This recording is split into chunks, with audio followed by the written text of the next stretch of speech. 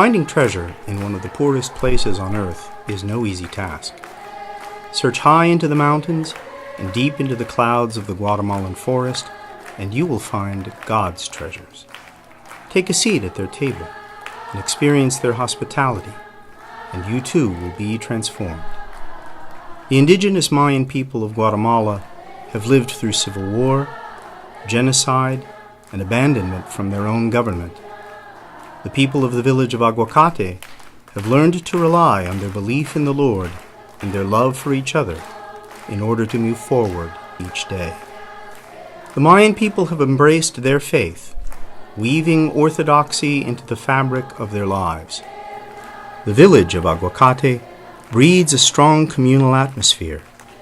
However, poverty, hunger, and poor health are obstacles that attack the people of Guatemala on a daily basis. Look closely, and you will find the treasures of the Church.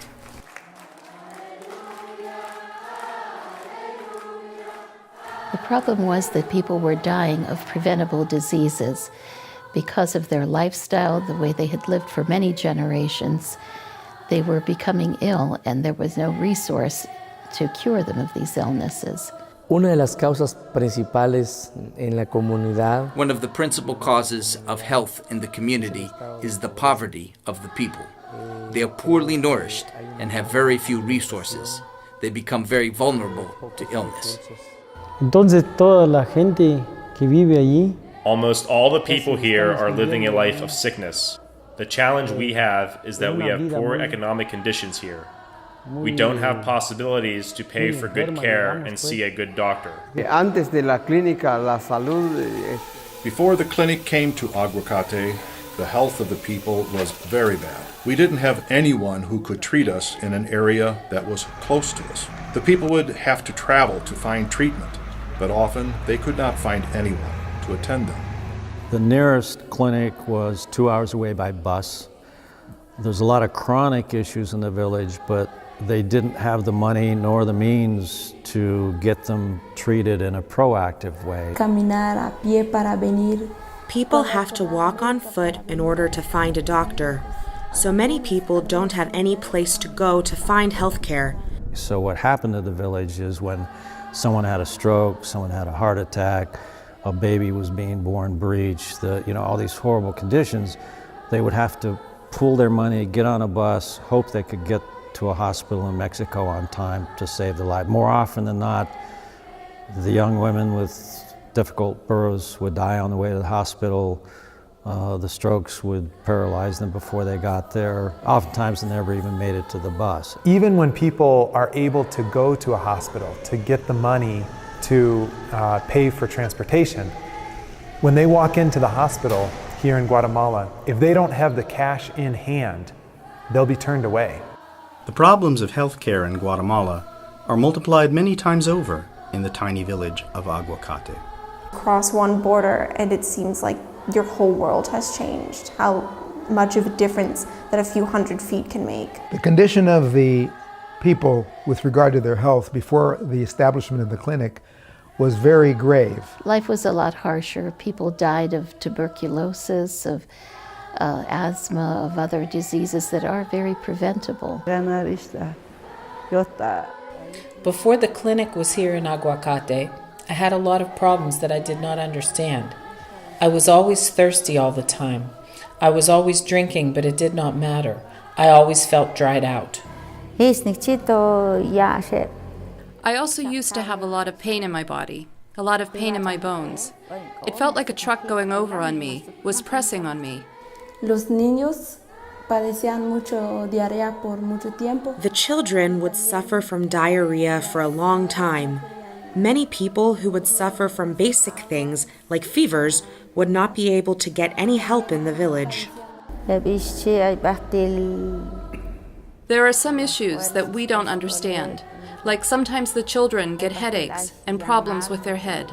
That seems to kill the children, and we don't understand what's happening. Ailments whose cures are relatively simple would persist for many years, placing the population at great risk. Un caso de una señora de una aldea vecina. There was a woman from a neighboring village who had a terrible fungal growth on her foot and leg. Her leg was at risk of being cut. We said, "How long have you had that?" She said, 16 years. We were able to give them medication, and a year later, it's practically gone. Otra persona de ahí de la comunidad se le estaba pudriendo un dedo. Another person from the community had an infected finger. It was so bad it was gangrenous and coming to the point where it may have had to be cut off. She was given the proper treatments and was cured completely of that affliction. La gente, los más hermanos. Because of the economy, few people have the money to buy medicine. The people do the best to treat themselves, and sometimes that means people don't get better and even die. The lack of a viable healthcare alternative has failed the people of the Northern Highlands at their most vulnerable time. The Mayan population has been left to survive on its own since the time of the Spanish invasion. During the 36-year-long Civil War, many Mayan families were being slaughtered indiscriminately. Many were forced to leave their farms and seek shelter in the mountains. The population in the Northern Highlands is difficult to reach because of its geographic isolation. The non-Mayan Spanish-speaking Guatemalan government has no incentive to care for these people, which compounds the historical mistrust the population has towards the federal government. In Guatemala, because it's an agrarian country, if you don't have land, you have nothing. You have no means of earning an income, supporting your family, and so the people were essentially enslaved to the landowners. Toda la gente aquí de la comunidad. All the people in the community are strong. They want to encourage each other. They want to show compassion for each other. Their world is the church and Christ. Everything that they do centers around that focal point. So when we're praying and worshiping with them, we experience an energy that's hard for us to fathom. There was a time after much prayer and fasting, a vision came to us. The vision was we were going to have a priest. We believed this, but did not know how it would be possible. Mucho tiempo así sin sacramento. We spent a lot of time without sacraments. Before Father Andreas, we did not have a priest here for 15 years. We had no one to baptize our children, no one to commune us. Then Father Andreas came here, and he put us back on our feet. The Orthodox Church in Guatemala has found an open door because of the interest of former Catholic priest, Father Andres Giron, in transitioning into Orthodoxy with the many Mayan villages that he helped to either build or direct. He would go out into the crowd with open arms, seeking people to pray for, and people would come up to him and he would hug them and hold them in incredible love for the people here in Guatemala. To speak of Father Andres is to speak of a true father. To speak of Father Andres is to speak about a leader in the fight, someone who fought with us and was the first among us to struggle. It hurt him when he saw suffering of any kind, and he felt compelled to help whoever it was that was suffering, whether it be physically, spiritually, emotionally. He was there for everyone. One day, Father Andres said to us, he gave us a promise.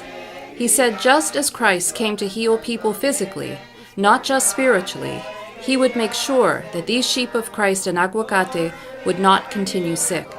He would do everything possible to make sure that one day we had a clinic. The Orthodox Church follows a holistic approach. When we're trying to reach out to people, we not only reach out to them in terms of their spiritual needs, we also work with them in terms of the necessities they have in their lives for quality health care, education, things that are not often available to people in countries like Guatemala. The clinic was a dream of Father Andres for many years because he loved his people so much. He wanted to help them in every way he could. Medical teams arrive in Guatemala a few times a year. News of the team's arrival spreads not only through Aguacate, but also through all the region. When I've seen medical professionals who come here in mission teams, I notice sort of two complementary reactions that they have. First of all, people feel overwhelmed.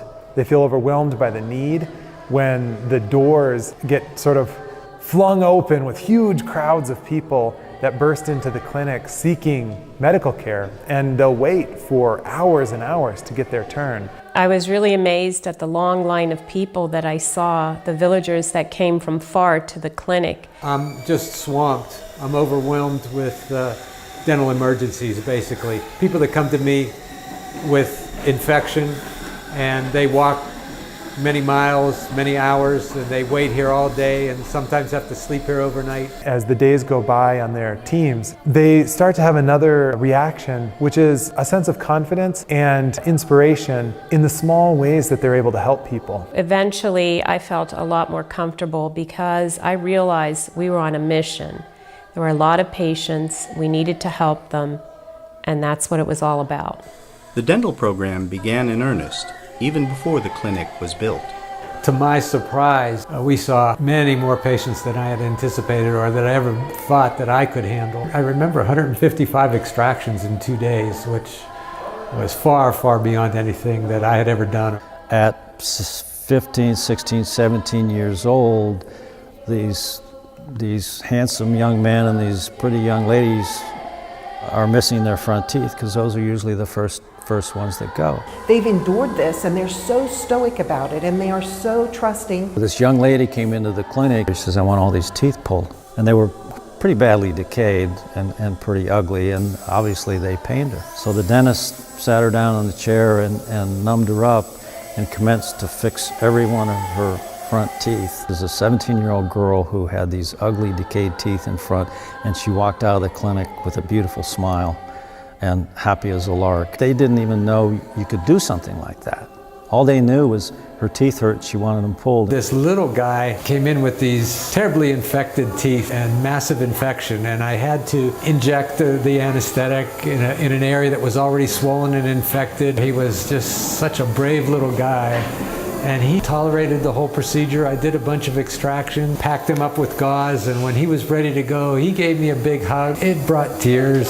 It brings tears now just thinking about it. We take hundreds and hundreds of toothbrushes down, and when we first started that program, it was kind of interesting because we'd look around the village and we would see the children teaching their parents how to brush their teeth, because some of the parents had never used a toothbrush. So those fundamental things that we take for granted, they didn't either have the funds to buy these things. You know, do you buy a toothbrush for your family, or do you buy food for your family? So we went from working on a table, doing just extractions, to getting 2 complete operatories and being able to do restorative work, saving teeth on a lot of these younger people, to the 3rd stage, which is the prevention stage.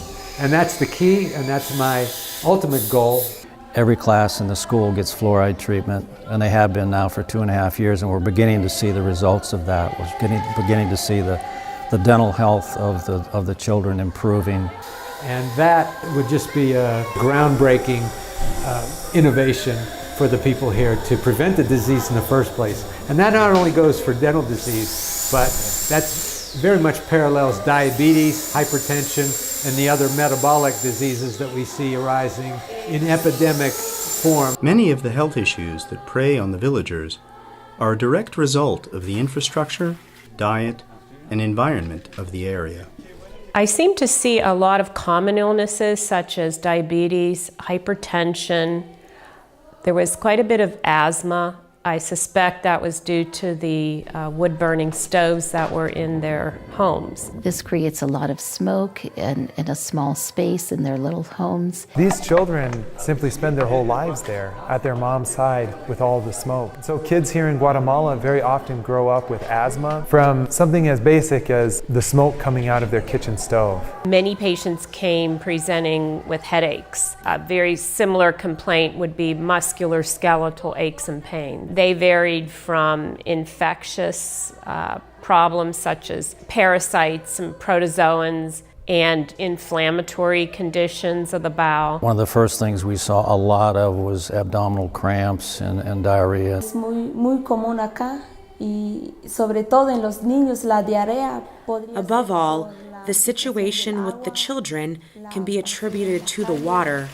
There is still a big problem with diarrhea and parasites. We had the water tested. The water does have E. coli in it. I think that clean and purified water would be the key to alleviating so many of the illnesses that we saw at the clinic and were treating these patients for.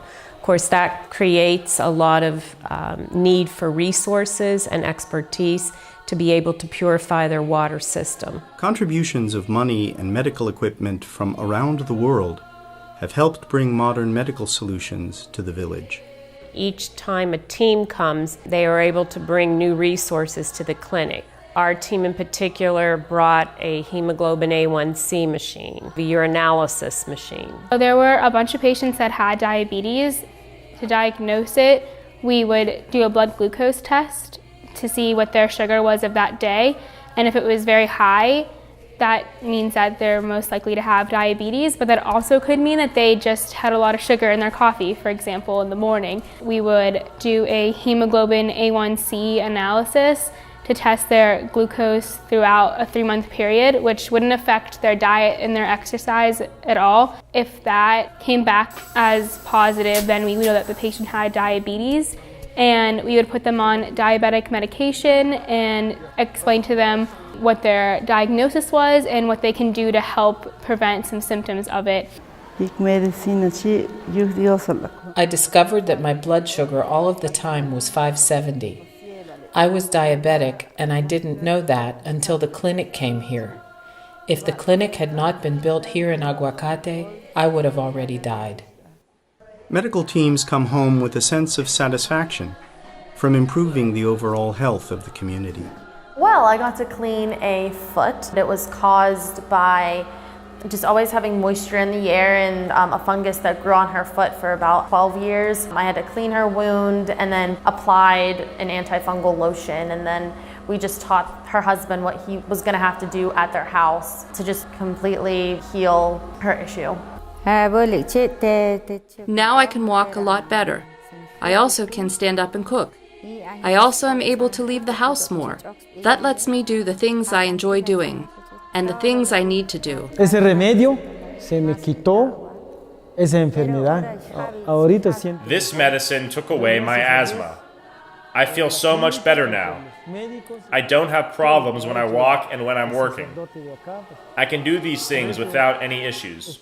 I have seen how profound an effect this clinic has had on people's lives. A 2-year-old came in with a febrile seizure, and it got so high that he actually started seizing up. And if the team wouldn't have been here at this time, he probably would have died. They were able to bring his fever down. And seeing a child seizing is really difficult, but at the same time, watching everyone remain calm and able to treat the child was really heartwarming. Teams are able to come to Aguacate only a few times a year. For this reason, the goal has always been to train indigenous medical providers who would be able to care for the population on a full-time basis. A very key element here is making this clinic self-sustaining. The clinic has been able to hire a full-time nurse to take care of the day-to-day needs of the community and to facilitate care plans for patients that the clinic teams have established.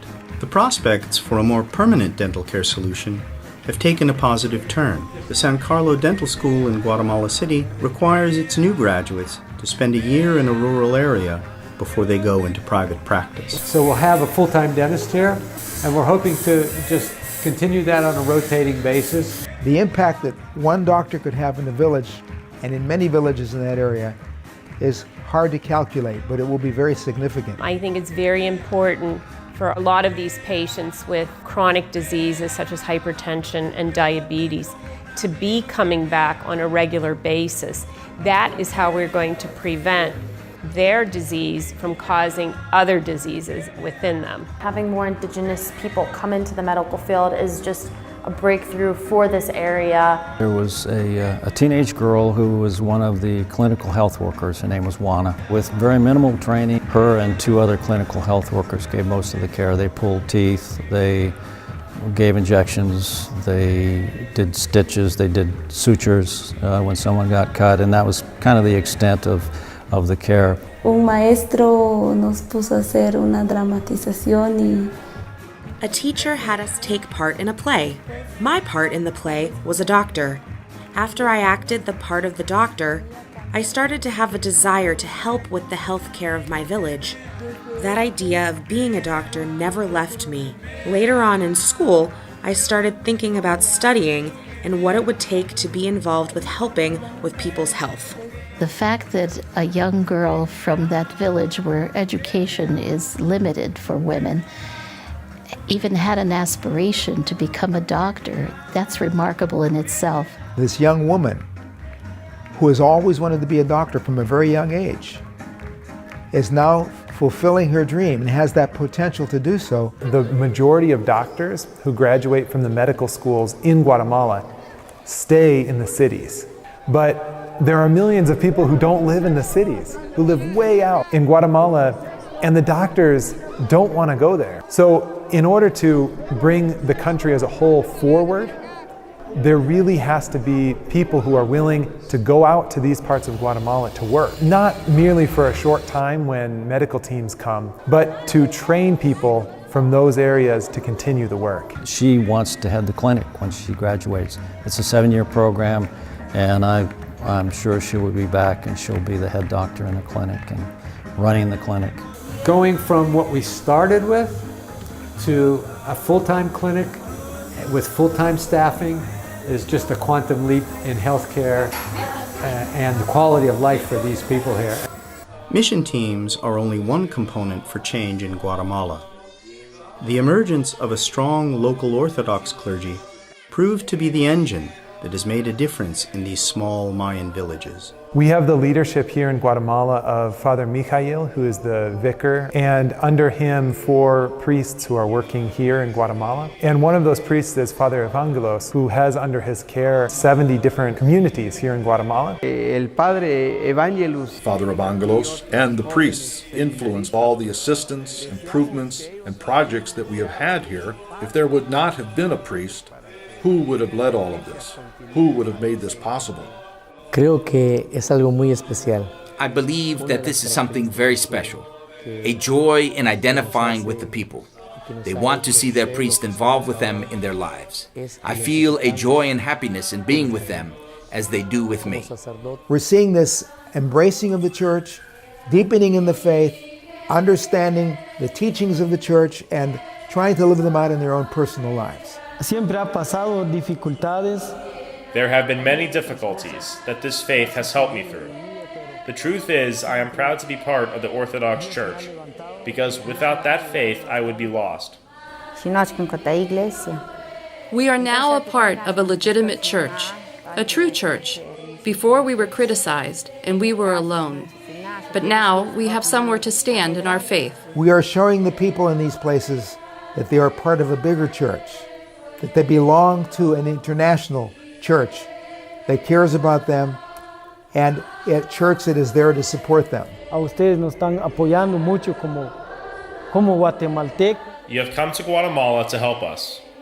We are so thankful when we see people from the Orthodox Church coming to share with us as brothers and sisters. Their faith is vibrant and fervent. It humbles us to see how alive they are in their faith and how much they love God. In the midst of this abject poverty, you feel the presence of Christ and the Holy Spirit, not only in yourself, but in the community. There's an energy that rises from among the people that lifts you. We want to leave a legacy of the church and of the life of Christ in the most remote parts of the country. Parts of the country that have been abandoned, neglected, or written off by the world. But if we can establish the church there to show that Christ cares even for the least of the brethren in these very remote areas, it's a way of affirming that the church is alive and well and doing the work that it's supposed to be doing. We have a responsibility to gain a better understanding of what's going on in the world, of what the conditions are around the world, and what we can do individually and collectively to alleviate some of this suffering. We all rush to pick up the child, to help someone who's in need when they're right in front of us. And I really believe that people across the world want to help. People want to make a difference in the world, but it's simply overwhelming to think on the scale of the world or all of the organizations in this world that are trying to make a difference. So I really pray that people who hear about the clinic in Aguacate, who see the faces of the children here in Guatemala will feel in their heart, here is a place where I can make a difference, where all of our desires to leave a mark on this world and to help people can be brought back to earth in the face of a single person. And that we can have that love and that friendship even with the people right here in Aguacate who become our family members and our dearly beloved brothers and sisters. You can be a friend by going there and being their friend and helping in some way, or you can be a friend by contributing to the clinic, because there's many, many things that we need in the clinic. We're just scratching the surface now. We're just beginning to find the kinds of medical equipment we need to support these people. So being a friend and contributing to the clinic through the Holy Cross Mission Fund would be a fantastic way to help the clinic, to be a friend to somebody in Guatemala who you don't even know. It's a phenomenal cause to help people who have nobody else to be their friend right now. Lift the stone, and you will see me. Cut the wood in two, and there I will be. This idea of the presence of Christ found in the little things of life, in the little activities and things that we do on a daily basis. The presence of Christ in the ordinary parts of life is really something that's very much part of the mission. Because when we go into these little places, it might be just the smile of a child. It might be helping a woman who's expecting to give birth to a child. It might be healing a woman that has a horrible rash on her skin that she hasn't been able to be rid of for many years. It might be just walking through a village and seeing the people and how they live and the struggles that they endure. All of those little things are little biddings from Christ. Christ is in all of that. He's calling to all of us through the mouths, the eyes, the ears, the lives of these people. And Christ can be found in all of this. We don't have to just be praying in a church. The holiness can be found even in the simplest settings of life. Everything can be holy and is holy if we have the eyes to see it. Our life on earth is temporal. We're not here for that long. But if we can leave something behind, a legacy, leave our footsteps in the mud of Guatemala, that is a tremendous blessing to our soul. The work is not done in Guatemala. This is only the beginning. It begins with hundreds of thousands of souls who have sought out the Orthodox Christian faith, and continues with a pledge to provide them with basic health care. The potential for one of the largest awakenings of Orthodoxy in centuries is alive in Central America. There are many obstacles standing in the path, poverty and health care chief among them. With your help and support, we can overcome these challenges and offer assistance to our brothers and sisters who are in such desperate need.